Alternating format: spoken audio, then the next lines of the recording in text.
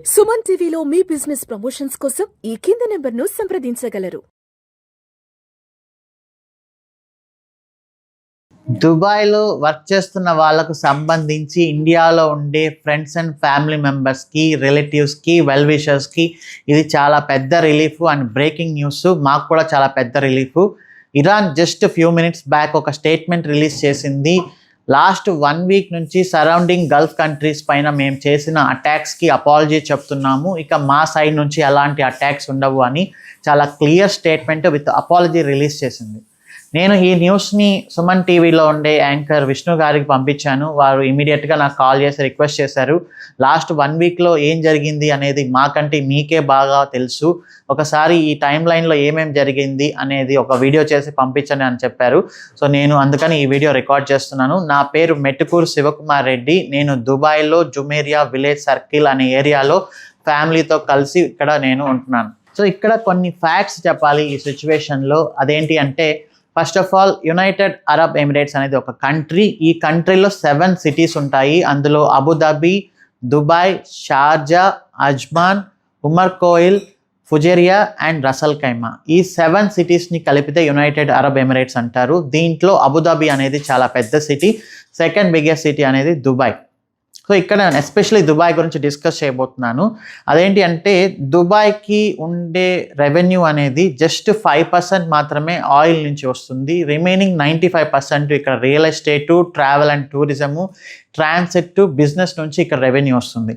ఓవరాల్గా యుఏఈ కూడా మెయిన్ ఇక్కడ business, real estate and టూరిజమే.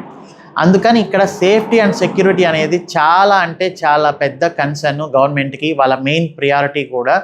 And ఈ రీజన్స్ వల్ల యునైటెడ్ అరబ్ ఎమిరేట్స్ ఎవరితోనూ శత్రుత్వం పెట్టుకోదు, ఎవరిపైన అటాక్స్ చేయదు, ఓన్లీ డిఫెన్స్ మాత్రమే చేసుకుంటుంది. సో ఈ ప్రాసెస్లో లాస్ట్ 1 వీక్లో ఇరాన్ సైడ్ నుంచి ఆల్మోస్ట్ 1200 మిజైల్స్, డ్రోన్స్ అనేది వచ్చాయి. ప్రతి ఒక్క దాన్ని సక్సెస్ఫుల్గా ఇంటర్సెప్ట్ చేసింది. అండ్ ఇరాన్కి ఒక ₹100 ఖర్చు అయితే యునైటెడ్ ఎమిరేట్స్ దాన్ని ఇంటర్సెప్ట్ చేయడానికి పెట్టిన ఖర్చు ఆల్మోస్ట్ ₹400. లాస్ట్ 1 వీక్లో 63,000 crores ఆఫ్ ఇండియన్ రూపీస్ని ఖర్చు పెట్టి మరీ ఇంటర్సెప్ట్ చేసింది అనమాట.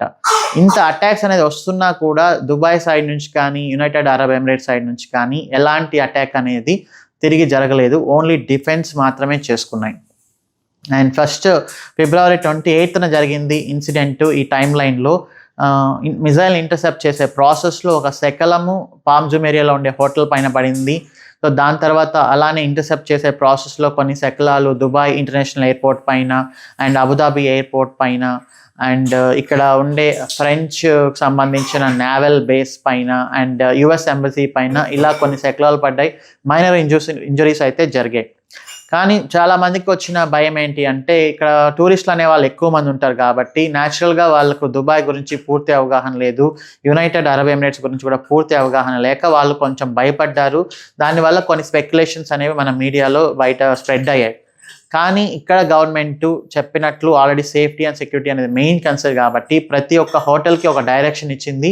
ఇక్కడ ఎవరైతే స్టక్ అయిన టూరిస్టులు ఉన్నారో వాళ్ళందరికీ అకామిడేషన్ మీరు సప్లై చేయండి, ఫుడ్ సప్లై చేయండి, వాళ్ళ దగ్గర నుంచి ఎలాంటి ఛార్జెస్ చేయొద్దు, గవర్నమెంట్ మీకు ఖచ్చితంగా మొత్తం బిల్స్ పే చేస్తుంది అని ఒక స్టేట్మెంట్ రిలీజ్ చేసింది. అంత సేఫ్టీగా చూసుకుంది అనమాట టూరిస్టులు కానీ, రెసిడెంట్స్ని కానీ.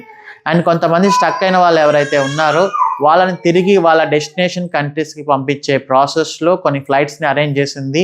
ఆ ఫ్లైట్స్ చుట్టూ కొన్ని రిస్కీ ట్రావెల్స్ ఏమైనా ఉంటే ఫైటర్ జెట్స్ని కూడా డిప్లాయ్ చేసింది, ఎలాంటి రిస్క్ లేకుండా వాళ్ళని సేఫ్గా వాళ్ళ హోమ్ కంట్రీస్లో డ్రాప్ చేసేంత వరకు అంత సేఫ్టీ మెజర్స్ అనేవి జరిగాయి. సో ఇది ఓవరాల్గా జరిగింది. ఫైనల్గా అటాక్స్ అయితే క్లోజ్ అయిపోయాయి. ఇరాన్ సైడ్ నుంచి అపాలజీ కూడా వచ్చింది.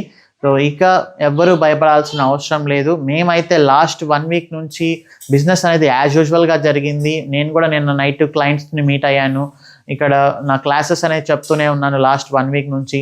కానీ ప్రతిరోజు స్టూడెంట్స్ నుంచి కానీ, నా స్టూడెంట్స్ నుంచి కానీ, ఫ్రెండ్స్ నుంచి కానీ, ఫ్యామిలీ మెంబర్స్ నుంచి కానీ ఎలా ఉన్నారు అనే మెసేజెస్ వస్తూనే ఉన్నాయి. సో ఇంత కన్సర్న్ చూపించినందుకు we are really thankful to everyone in India, మా ఫ్రెండ్స్ కానీ, వెల్ విషర్స్ కానీ, వీళ్ళందరికీ. So finally we are safe, no problem at all.